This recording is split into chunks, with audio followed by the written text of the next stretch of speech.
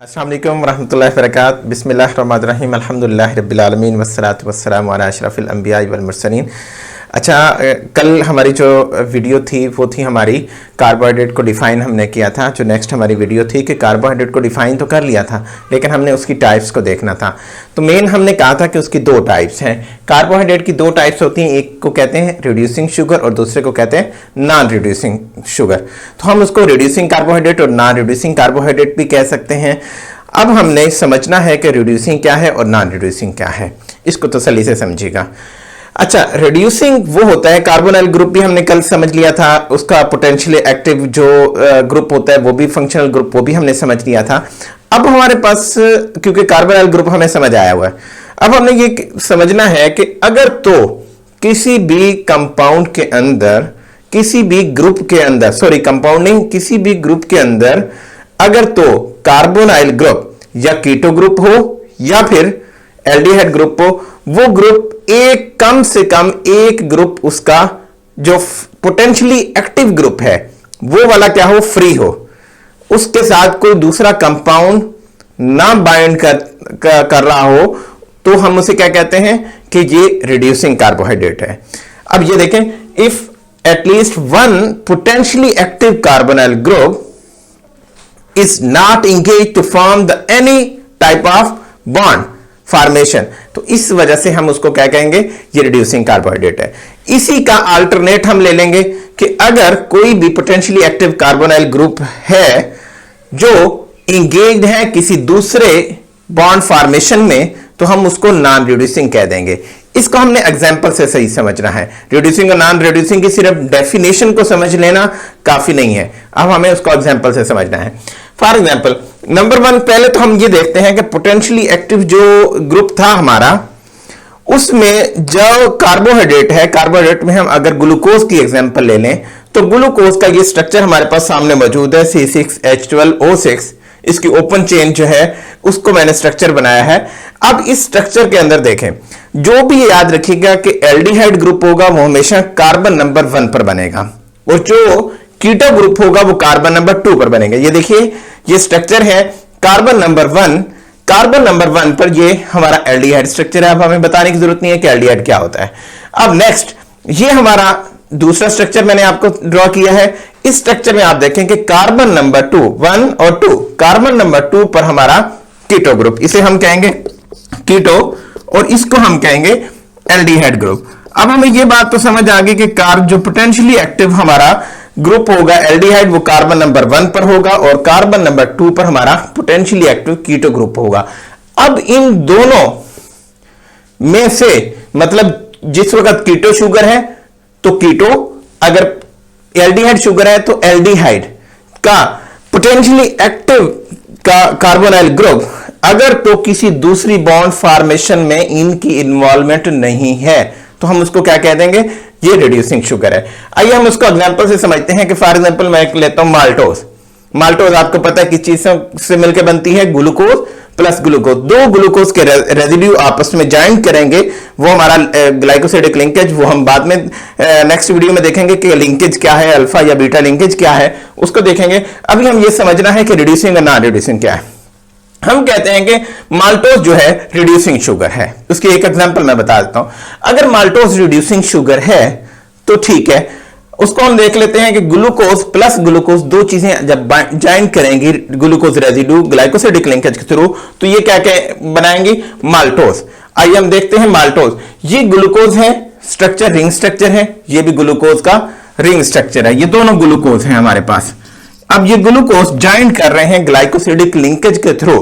अब इन दोनों की जब बॉन्ड फॉर्मेशन हो रही है, बॉन्ड फॉर्मेशन में वो नेक्स्ट हमारा चैप्टर है कि बॉन्ड कैसे फॉर्मेशन होती है।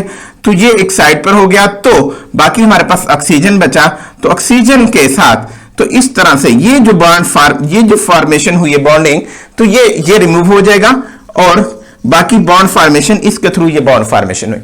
अब क्या हुआ कि जो हमारा पोटेंशियली एक्टिव ग्रुप, ये हमारा क्योंकि हेक्सो एल्डिहाइड है, आपको पता है ग्लूकोज क्या है हमारा, हेक्सोज एल्डो शुगर है, ग्लूकोज प्लस ग्लूकोज दोनों एल्डिहाइड थे। तो इसका मतलब क्या हुआ, तो एल्डिहाइड हमेशा कार्बन नंबर 1 पर उसका पोटेंशियली एक्टिव कार्बोनाइल ग्रुप मौजूद होता है। अब ये कार्बन नंबर 1 है। अब कार्बन नंबर 1 पर मौजूद पोटेंशियली एक्टिव कार्बोनाइल ग्रुप हुआ क्या कि इसने जॉइन किया दूसरे ग्लूकोज रेजिड्यू के साथ। अब जब इस दोनों का ग्लूकोज रेजिड्यू आपस में जॉइंट तो कर गया, लेकिन दूसरी जानब हम देखें कि इस ग्लूकोज रेजिड्यू का एक कार्बन नंबर 1, क्योंकि ये भी पोटेंशियली एक्टिव था, तो ये कार्बन नंबर 1 फ्री है।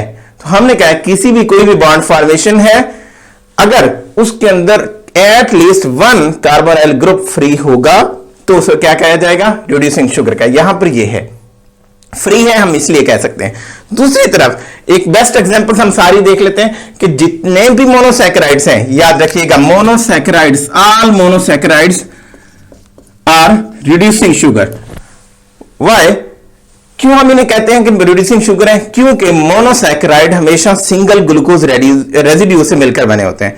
अब सिंगल ग्लूकोज रेजिड्यू उसमें मौजूद होता है, तो जब है ही सिंगल तो किसी के साथ उसकी बॉन्ड फॉर्मेशन हो ही नहीं रही, तो इसका मतलब है जैसे ये ग्लूकोज सिंगल रेजिड्यू है, ये ग्लूकोज का सिंगल रेजिड्यू है, तो अब ये ग्लूकोज का सिंगल रेजिड्यू में अंडरस्टूड है कि इसका कार्बन नंबर 1 पर जो पोटेंशियल एक्टिव है वो, और कीटो में पोटेंशियल कार्बन नंबर 2 पर पोटेंशियल एक्टिव कीटो ग्रुप ये फ्री ही है, क्योंकि बॉन्ड तो फॉर्मेशन हो ही रही। तो इसलिए all monosaccharides will be reducing substances, reducing sugar हम उसको कहेंगे। तो इस तरह से हमें नॉन रिड्यूसिंग जो होगा, नॉन रिड्यूसिंग के अंदर अगर हम इसी के एग्जांपल को अपनी वीडियो को शार्ट करते हुए आपको समझाते हुए मैं बताऊं कि जो नॉन रिड्यूसिंग होगा, नॉन रिड्यूसिंग में यही होगा कि जो दोनों इसके ग्रुप होंगे, मतलब जो पोटेंशियली एक्टिव ग्रुप होंगे, अगर मैं यहीं पर इसको कह लूं कि एक तरफ हमारे पास ग्लूकोज है, दूसरी तरफ हमारे पास फ्रक्टोज है। फ्रक्टोज का जो बनेगा स्ट्रक्चर आपको पता है, फ्रक्टोज का स्ट्रक्चर इसमें 5 कॉर्नर मौजूद होते हैं, क्योंकि फ्रक्टोज अगरचे हेक्सोज कीटो शुगर है, तो कीटो इसके अंदर सिर्फ और सिर्फ स्ट्रक्चर का डिफरेंस है, बाकी फार्मूला इसका भी C6H12 और O6 ही होगा। अब इसके अंदर मैं मजीद सारे के सारा HOOH कहां पे लगना है इस चीज की हमें जरूरत नहीं है, हमें सिर्फ इस वक्त समझने की है कि नॉन रिड्यूसिंग की हमें समझ आ गई कि फ्री ग्रुप है। अब नॉन रिड्यूसिंग जिसका पोटेंशियली एक्टिव ग्रुप जो है वो क्या है, फ्री नहीं है, हम वो देखना चाह रहे हैं। एक तरफ हमारे पास ये ग्लूकोज है, दूसरी जगह हमारे पास फ्रक्टोज है।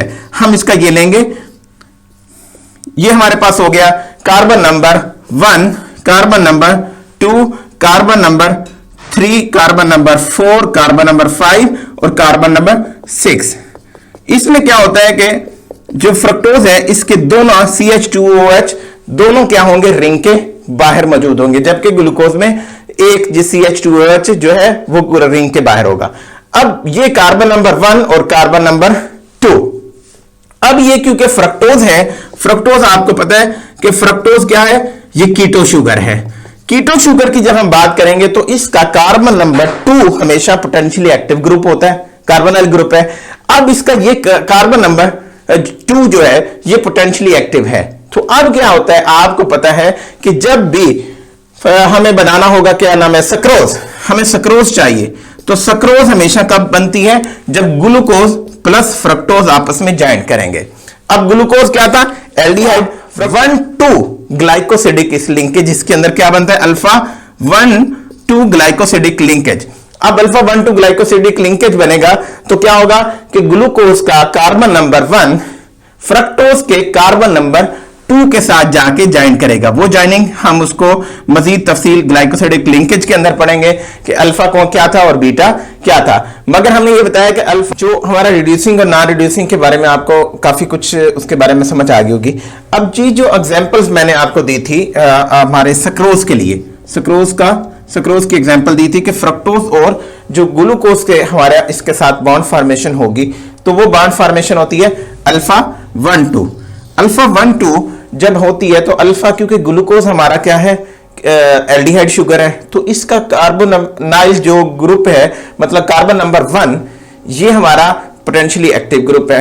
अब कार्बन नंबर 1 एल्डिहाइड शुगर का और कार्बन नंबर 2 कीटो शुगर का, क्योंकि पोटेंशियली एक्टिव इसके अंदर कार्बन नंबर 2 है। तो अब ये दोनों, ये भी बिजी हो गया और ये भी बिजी हो गया, दोनों इंगेज हो गए बॉन्ड फॉर्मेशन में।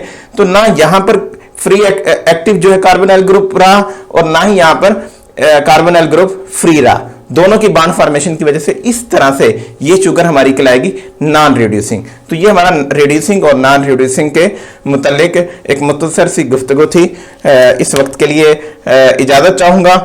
नेक्स्ट जो हमारे लेक्चर होगा उसके अंदर हम बाकी क्लासिफिकेशन ऑफ कार्बोहाइड्रेट को भी समझेंगे और उसके बाद नेक्स्ट जो होगा वो हम फर्दन मोनोसैकेराइड, डाइसैकेराइड, पॉलीसैकेराइड इसके मुतल्लिक भी इंशाल्लाह नेक्स्ट लेक्चर के अंदर हम गुफ्तगू करेंगे। अल्लाह हाफिज़।